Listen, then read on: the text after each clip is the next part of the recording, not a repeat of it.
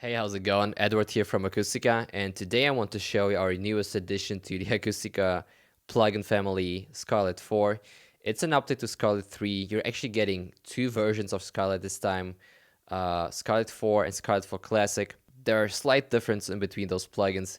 The major one being the Scarlet 4 plugin has a -6 +6 gain range, and it's perfectly for mastering duties. The Scarlet 4 Classic is very similar, but has a -9 +9 gain range, which you can use in your mixes. It's also been updated to the newest core version, so it's faster loading, and it just sounds beautiful. Let's take a listen and see how it impacts my mix, which I basically produced earlier today, which sounds like this without any Scarlet. Let me turn this off real quick, and I'll show you how it sounds like without and with Scarlet afterwards. So let's do like this and let's play.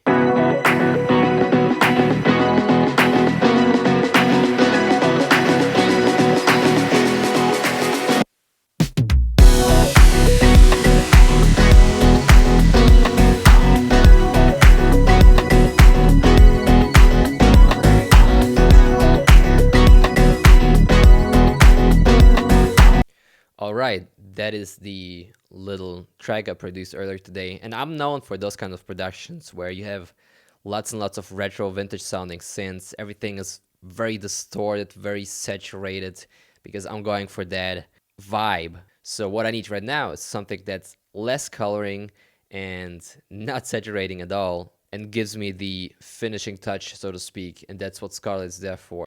So what I did here, I added half a dB at 120 for the bass recovery. I also boosted 12K with a pretty wide Q, kind of almost like a shelf, which is not, but it's also affecting the frequencies above that, and it's adding presence and some of that 16K airiness together with the 12K presence. Also just a dB, and then I also removed some mud at 420, and that's a frequency where usually the room resonance and lower mid-range mud resides. So I removed 1 dB with a pretty narrow Q. And I also compensated for the gain changes I did, because lots of people think just because something is louder and they boost lots of stuff with their EQs, it's also automatically better just because it slaps more, which is not. So you always have to look out for those gain changes and compensate for those to not trick yourself into thinking louder is better, especially while mastering. And before we jump into before and after, what I did is I took Scarlet 4 Classic, which has a gain range of -9 to +9, and I boosted some highs on the sample just because I felt like it lacked those highs. And why? Because I used lots of tape saturation before.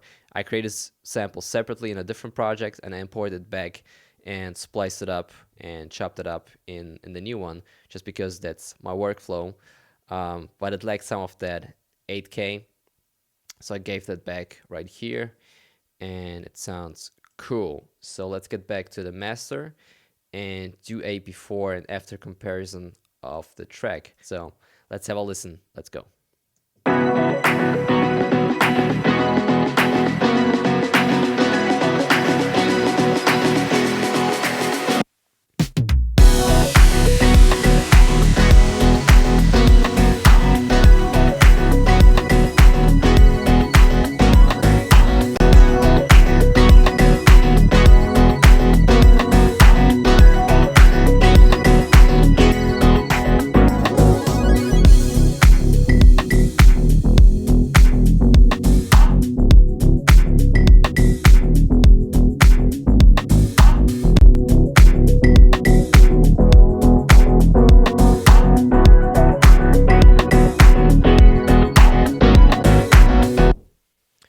All right, so notice how the sound is more flabby and unpolished when Scarlet is turned off. I already have like a pretty good bass, but when I turn it on, it becomes very round in tone and weighty and less flabby. And a similar thing happens to the high end as well. It just opens up the entire frequency range at the top, makes the track more ear friendly, more airy, And the mid-range dip at 420 hertz just clears up some of that lower range mud and makes everything sound more clear and overall less boomy. So that is Scarlet 4. It's out today, and thanks a lot. I'll see you next time. Bye.